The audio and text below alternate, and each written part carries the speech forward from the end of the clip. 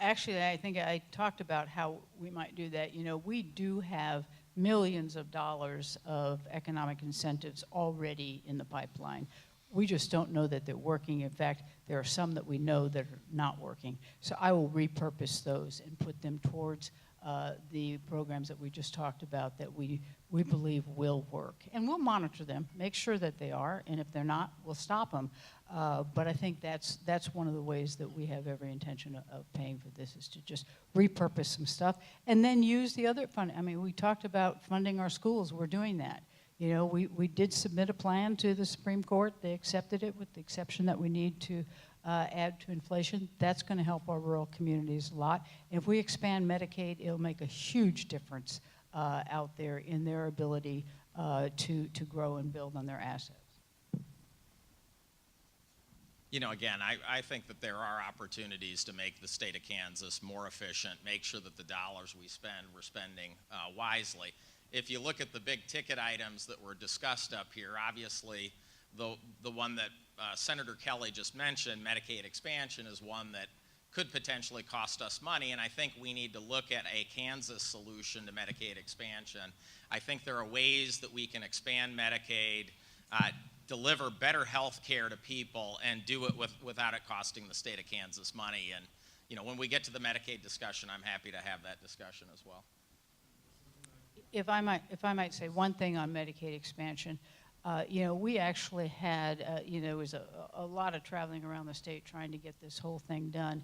And one of the people who was very engaged in that was the former Republican Senate President Dave Kerr from Hutchinson, who made it clear during those town hall meetings that there is a way to expand Medicaid and not only have it pay for itself, but for it to actually bring money back into the economy. In fact, Louisiana 2 years ago expanded Medicaid, and the first year they saw $317 million in cost savings and the creation of 19,000 new good-paying jobs.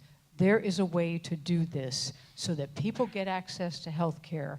And remember that a healthier workforce is a more productive workforce, which brings more money into this state. So there's a way to do it. We'll do it that way.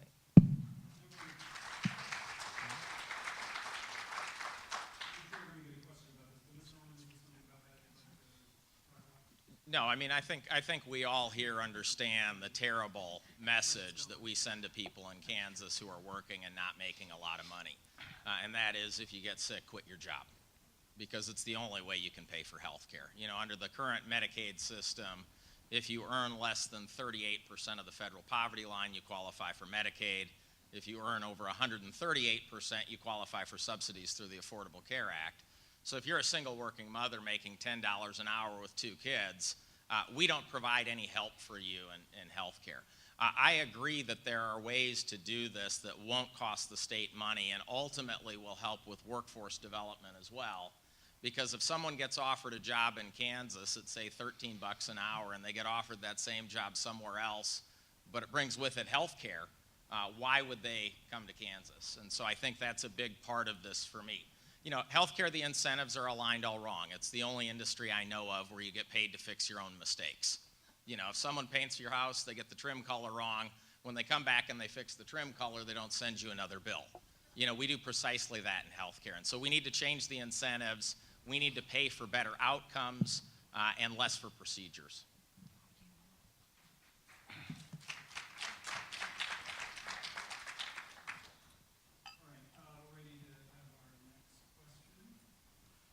Kansas is one of 7 states to tax food at the full sales tax rate.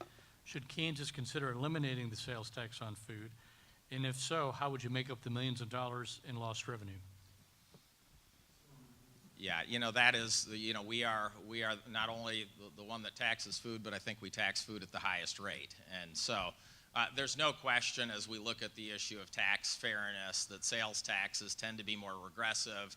There's no issue that sales tax on food tends to discourage people from eating better food. And so, you know, ultimately, if we get to a position where we have the ability to deliver tax cuts to Kansans, you know, there are really 2 places you would look. One is the food sales tax, and the other one frankly, relates to property tax. You know, I was in Kingman, Kansas not long ago, and a woman came up to me almost in tears and said, we paid off our home, and yet because of my property taxes, I still may lose it.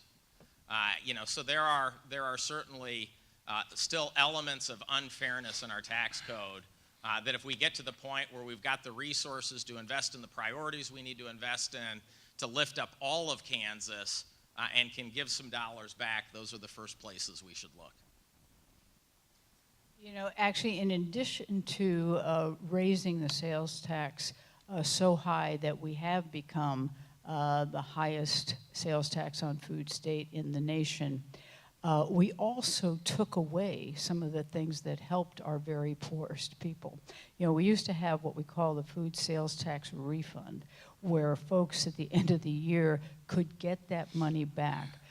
Now, as you said, reducing sales tax on food right now will be an expensive proposition, you know, and not one I'm going to promise I'm going to do day one when I get in there. But it will be part of the plan to get back to a more sensible, reasonable tax structure that works for the state of Kansas. And then I would definitely look at reinstating some of the kinds of tax breaks we gave that impacted our poorest of the poor. You know, we took away child care tax credits. We did all sorts of things that really hurt our poorest of the poor. We need to be reinstating those as we can go on. I think a lot of those are affordable, and we might be able to do those a lot quicker than we can actually start reducing the sales tax on food overall. But it's in the plan.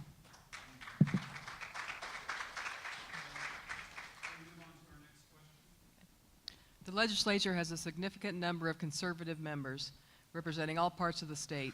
You are both considered centrists. Please explain how, as governor, you would work with the more conservative members of the Kansas House and Senate to achieve progress. Ooh, I got 14 years experience doing this, and I'm going to tell you, it's not easy. Actually, what I'm going to hope that you all do tonight is that you go out there to those House races and that you elect the most moderate person you can find. You know, whether they are a Democrat or a Republican, I honestly don't care.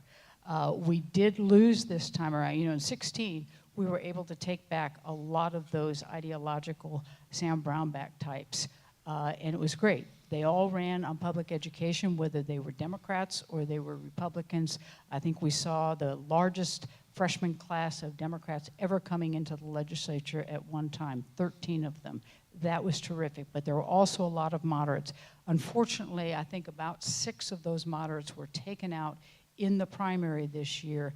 We need to replace them wherever possible with a Democrat on that ticket so that we maintain what has worked in the Kansas legislature. For all the 14 years I've been there and before, you know, that what happens in the legislature is it's not the dysfunction between the Republican Party and the Democrat Party. It is the moderate Democrats teaming up with the Democrats, moderate Republicans teaming up with the Democrats to get anything done. And we were very successful for all those years until Brownback took out so many moderate Republicans. He left me 2 in the Senate.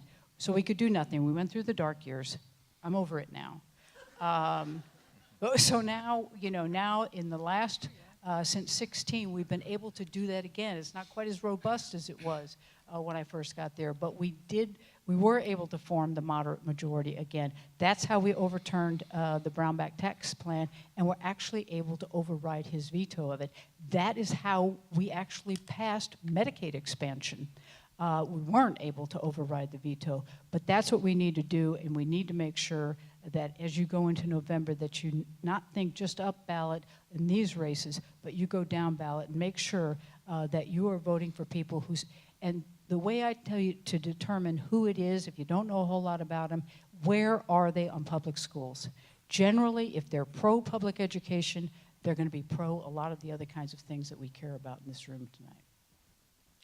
You know, I've spent a lot of time working in environments of conflict, and so ultimately I see that a lot in the private sector. There's always competing interests, there's always conflict, And, first and foremost, while I think we can all sort of prejudge and assume people are going to think certain things and vote certain ways, the first thing I do, and always in those cases, is just go and listen and try to understand where people are coming from, what they're thinking. And what I've been able to find in doing that is oftentimes there are ways to compromise, there are ways to get things done. I was reminded when I was listening to Jill talk about that time back in 2012, 2013, 2014, when we all worked so hard and how people felt after the 2014 election. And I remember Lynn Steffen and I talking right after the election, and she said, I haven't been able to get out of bed for a week. But we were able to sort of remotivate and regalvanize that those grassroots efforts, and ultimately win 9 out of 10 Senate races in the Republican primaries that we targeted. And so I do think we have a Senate that is a little bit more at least able to be worked with. And so I think again, we need to make sure that we continue to focus on supporting our moderate legislators and ultimately create an environment where we can all be successful. But again, I think it starts with not assuming that the other side is going to be so opposed to your point of view that they're not even willing to listen.